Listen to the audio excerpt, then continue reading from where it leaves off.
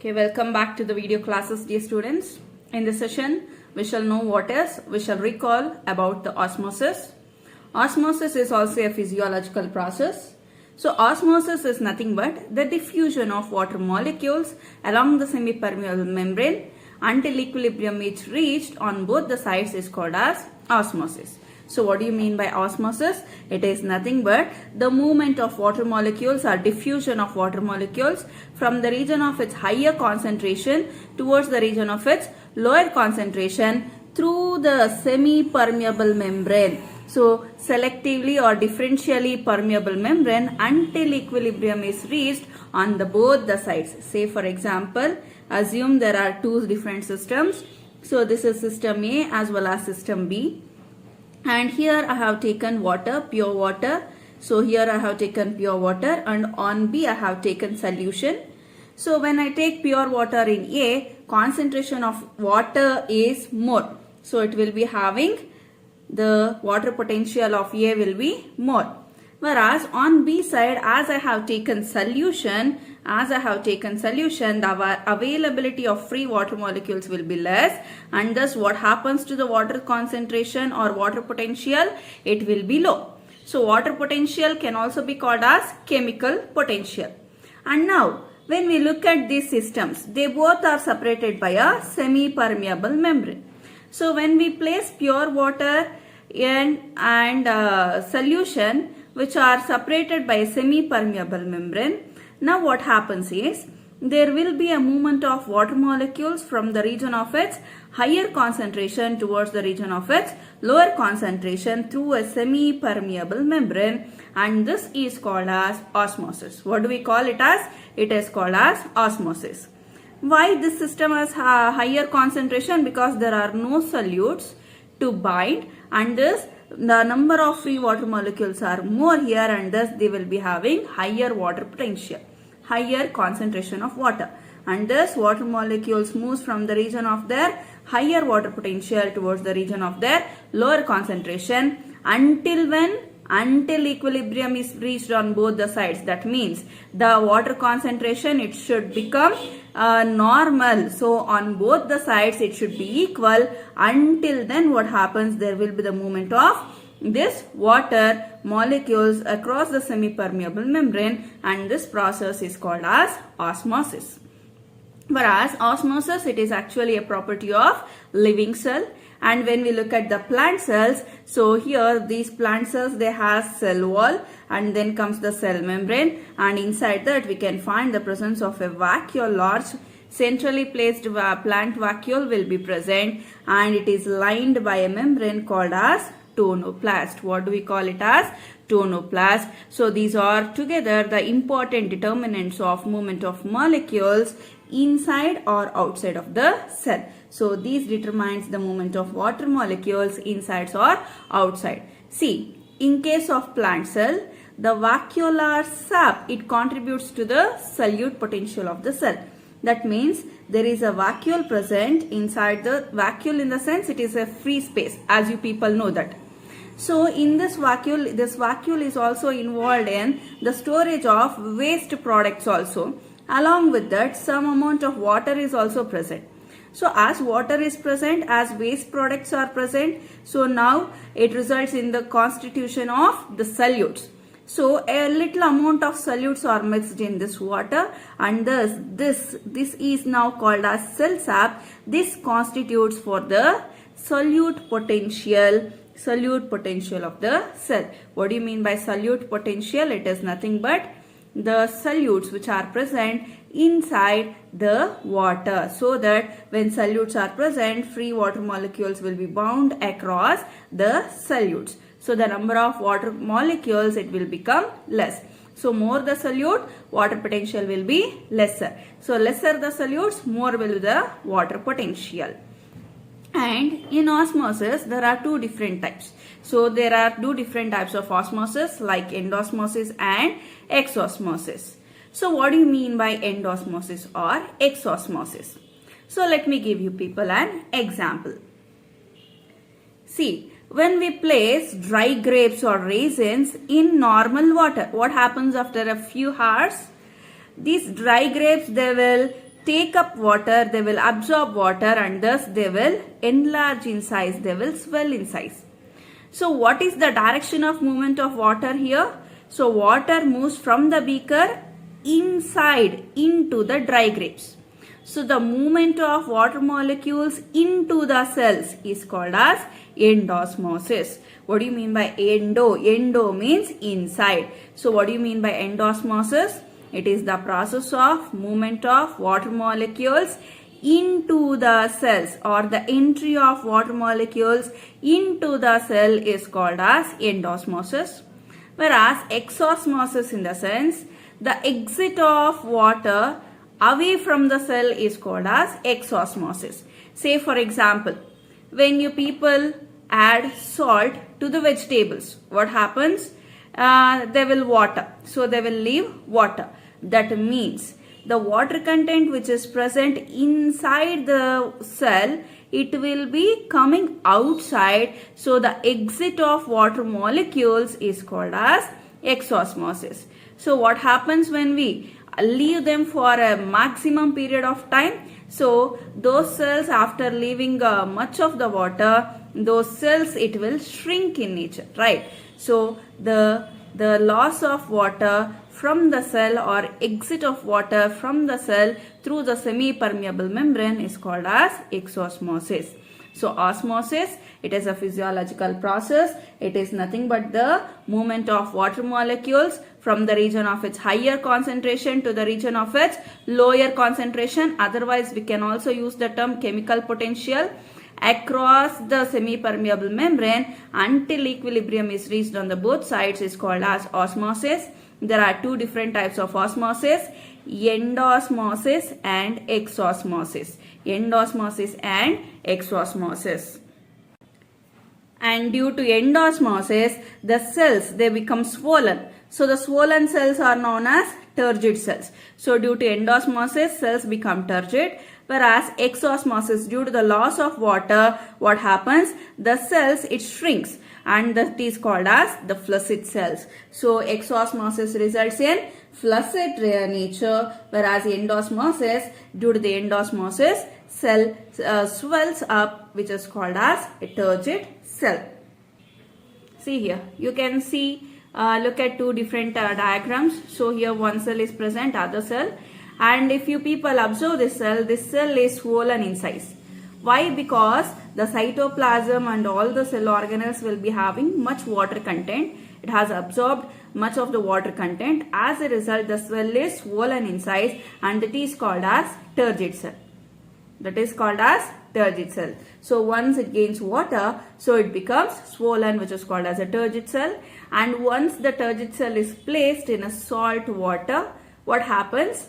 The water exits. The water, it will come away from the cell, which results in the shrinkage of the cell. So when the cell cytoplasm shrinks, that is called as a flaccid cell. So now this is called as what kind of cell it is? It is a flaccid cell. So got the difference between turgid cell as well as flaccid cell? Okay. So when you look at these plants, in these plants cells are turgid, and hence they are fresh and healthy. And in these plants, what happened? These plants, these leaves does not have required amount of water. As there is a little amount of water present, the cells are flaccid, and thus these all have wilted. The leaves have wilted. Even the flowers are wilted here. Okay. So this is about the osmosis and types of osmosis. And to explain that, we have already come across two kinds of experiments, demonstration experiments. One is the potato osmoscope experiment, and the other one is thistle funnel experiment. See, in potato osmoscope experiment, what they does is they will take a beaker, and they will take a large medium sized potato. They will peel off all the skin of the potato, and then they will make a cavity inside this potato like this. And in this cavity, they will fill the sugar solution. What they will fill? They will fill the sugar solution. And the initial level will be marked by using a bob pin. So here they are using a bob pin. So this will be the initial level. And this is placed in a beaker or petri dish containing water. So same level of water. So same level of water we have taken here. Same level of water. So this experimental setup is called as potato osmoscope. What do we call it as? It is called as potato osmoscope. And this experimental setup will be left for a few hours.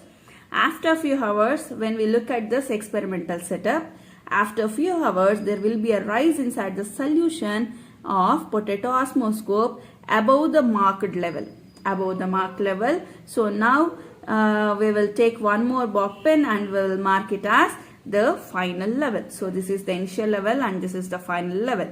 So how come there is a rise in the solution here? You people know that water molecules always moves from the region of its higher water concentration towards the region of its lower water concentration, and thus the same thing has happened here also in case of potato osmoscope. So here we have taken sugar solution. So sugar solution, as solutes are mixed in the water potential will be less. So water potential will be less in the sugar solution, whereas it will be more in the beaker. And thus water molecules, it will move from the region of its higher water concentration towards the region of its lower water concentration through the semi-permeable membrane. So this potato, it acts as the semi-permeable membrane. And as the water molecules are moving from higher concentration towards lower concentration, there is a rise in the level of sugar solution. So this is a best example to demonstrate the osmosis using potato osmoscope. And there is one more experiment called as Thistle funnel experiment. So this is the Thistle funnel experiment. So this is the Thistle funnel. So here what we do is we take a beaker, and in the beaker we can take water. So we will be taking water and we will take a Thistle funnel. It will be somewhat like a wine glass to look. And in this what we do, so here we will tie the semi-permeable membrane. So we will close this mouth with the help of a semi-permeable membrane. Either we can take parchment paper or egg membrane. So we can take the egg membrane also, and we will tie it. And after doing that, what happens? So from here, from the top of this Thistle funnel, we pour sugar solution. So we will mark the initial level. So till here we will take the sugar solution, and after that we will slowly immerse this Thistle funnel into the beaker containing water.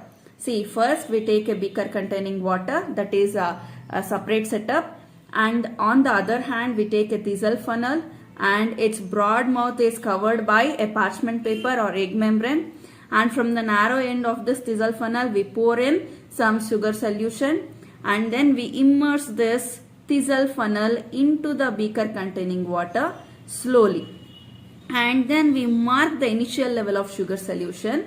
So this will be the only this much we will be taking initially. So this will be the initial level. And if we leave this experimental setup for some time, after that if we observe, there will be a rise in the solution, sugar solution inside the Thistle funnel, and there will be a drop in the water inside the beaker, So what happened? Same thing happened as in case of potato osmometer, because water molecules always moves from the region of its higher concentration towards the region of its lower concentration. So which is having higher concentration here? Water potential is more in the pure water which has been taken inside the beaker. Whereas inside the Thistle funnel, we have taken the sugar solution. Sugar solution has less chemical potential or water potential, and thus water molecules, they will rush into the Thistle funnel through the semi-permeable membrane, and thus there will be a rise in the sugar solution inside the Thistle funnel.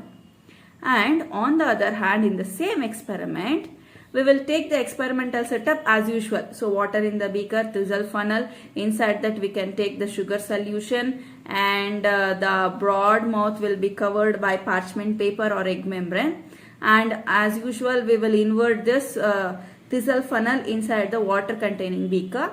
But extra fitting is, here we will be applying an external pressure. So by using a piston, we will be applying external pressure here. So when we apply external pressure using the piston, this experimental setup will be left for observation for a few hours. And after few hours, when we look at this experimental setup, no changes will be taking place. So actually, if pressure has not been applied, there should have been the rise in the sugar solution inside the Thistle funnel. But now it is not happening like that. Why? Because we are applying external pressure from the top of this Thistle funnel, right? So by using a piston which is connected and supported by a stand here. So beside that there will be a stand. And why is it happening there? See, when pressure is applied, here inside this, what happens inside the sugar solution, those solute molecules will be exerting certain pressure. And this pressure will prevent the entry of water molecules into the Thistle funnel, and that pressure is called as osmotic pressure. What do we call it as? We call it as osmotic pressure. So the solute molecules, that is sugar molecules which are present in the sugar solution, they are exerting certain pressure against the water molecules to prevent the entry of water molecules, and that pressure exerted by the sugar molecules to prevent the entry of water molecules is called as osmotic pressure. Whereas the potential exhibited by the solution is called as osmotic potential. So osmotic potential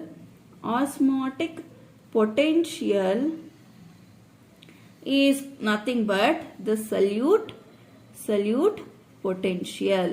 So osmotic potential is nothing but the solute potential.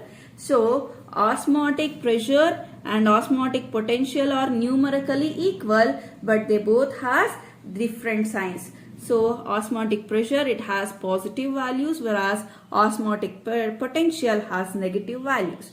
Why it has negative values? Because when we go on adding the solutes to the pure water, water potential goes on decreasing, and thus it has the negative value, whereas osmotic pressure, it has positive values. But still, osmotic pressure and osmotic potential both will be same, having same numericals, but they both will be having different signs. Osmotic pressure is positive, osmotic potential is negative in nature. Okay. And then the net direction and rate of osmosis, it also depends upon both the pressure gradient and concentration gradient, as I told you. So always the water molecules moves from the region of its higher water potential towards the region of its lower water potential, and also from the region of its higher pressure towards the region of its lower pressure. Now let us know about the different types of solutions. What do you mean by a solution? So solute plus solvent is called as a solution, and in that there are three different kinds of solution, namely hypertonic solution, hypotonic solution, and one more is isotonic solution. So one more is isotonic solution. How many types of solutions are there? There are three different kinds in solutions, namely hypertonic solution, hypotonic solution, and isotonic solution. And we call these solutions with respect to the concentration of cell sap. See here, cell sap in the sense this is a cell, and inside the cell, plant cell, it has a large vacuole, and inside this it has a solution. Solution in the sense cell sap is present. It will be having a particular concentration.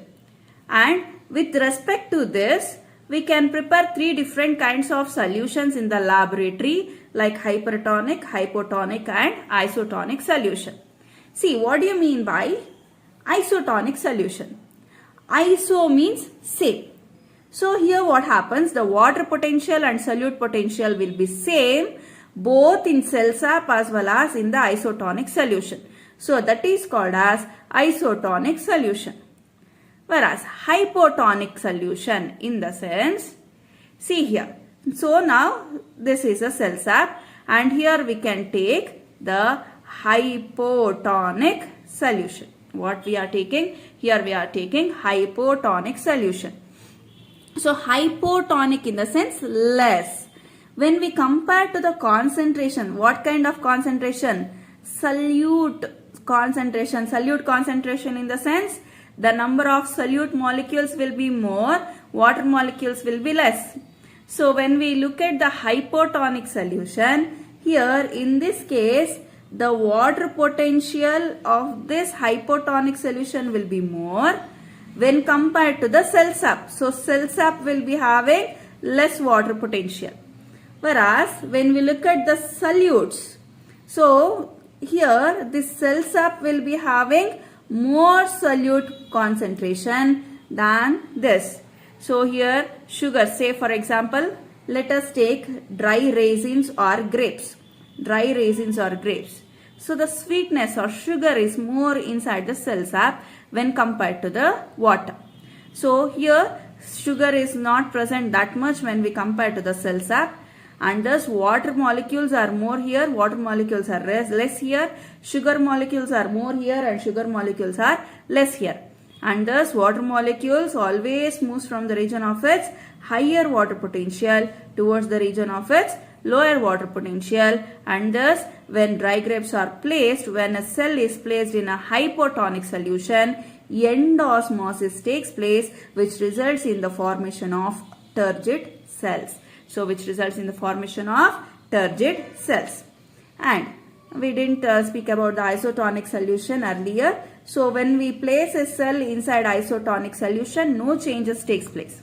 So the net movement of water will be zero. Why? Because both will be having same solute concentration and water concentration.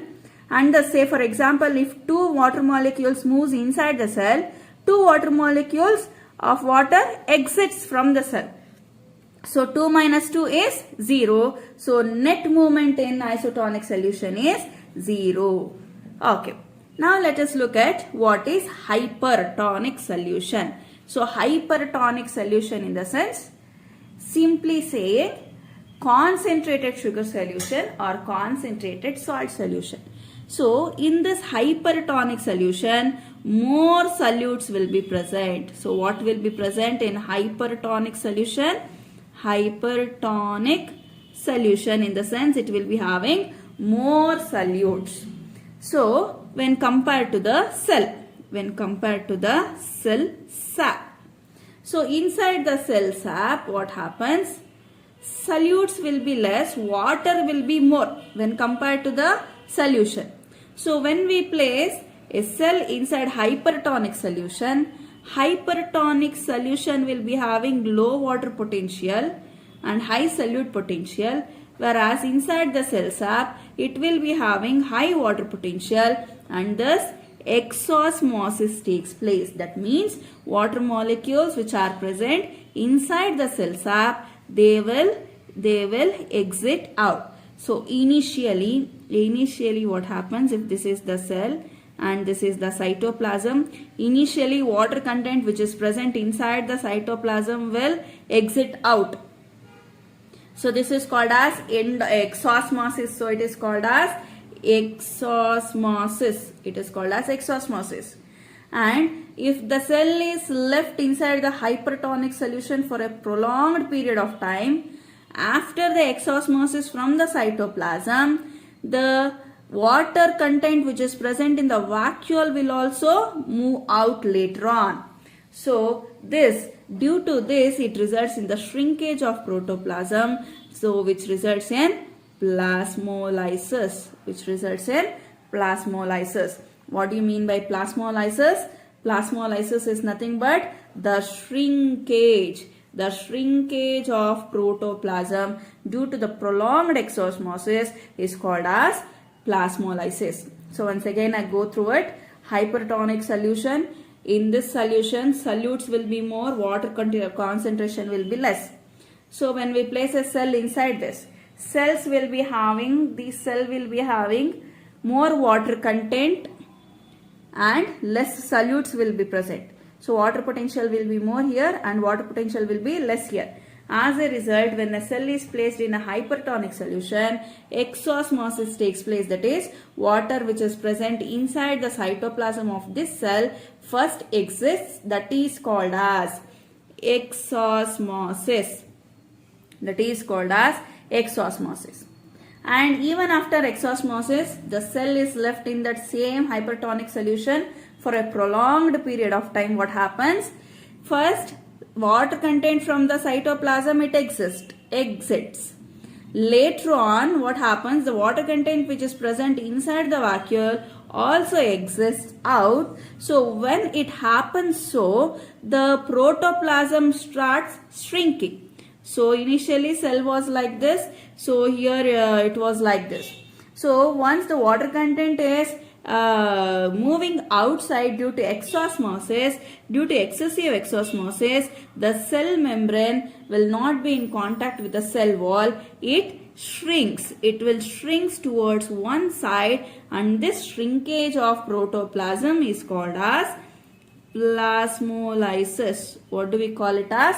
Plasmolysis. And this plasmolysis is a reversible process.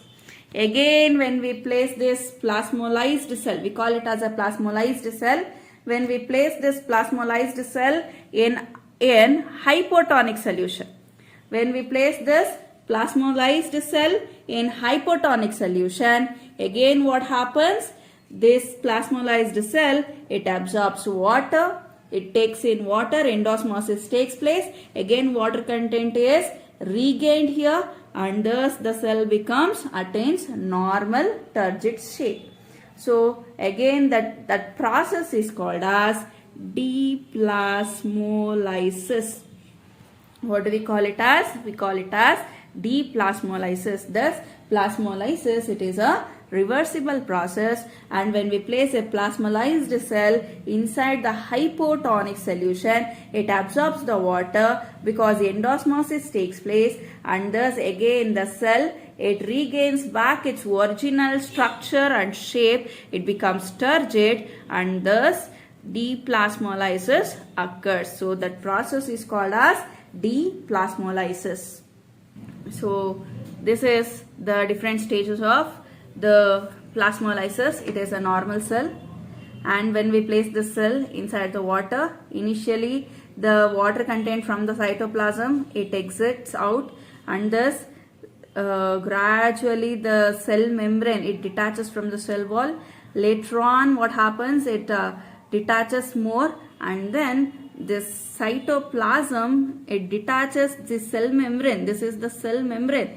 It completely detaches from all the sides. It will be somewhere in contact with only one side, one wall, and thus it is completely shrunken, and this is called as the plasmolysis, and these are called as plasmolysed cell. Again, when we place this inside hypotonic solution, again water moves from the region of its higher concentration to lower concentration. Again, when water is reabsorbed, it regains its original turgid structure. And due to the excessive absorption of water, the excessive absorbed water, it exerts a pressure onto the cell wall, which is called as Turgor pressure.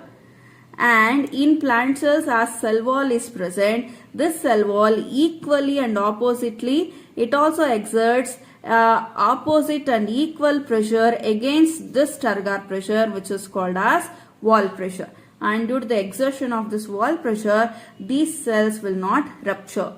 Whereas in plant cells, in animal cells, as animal cells has only plasma membrane, as they does not have any cell wall, when they are placed inside hypotonic solution,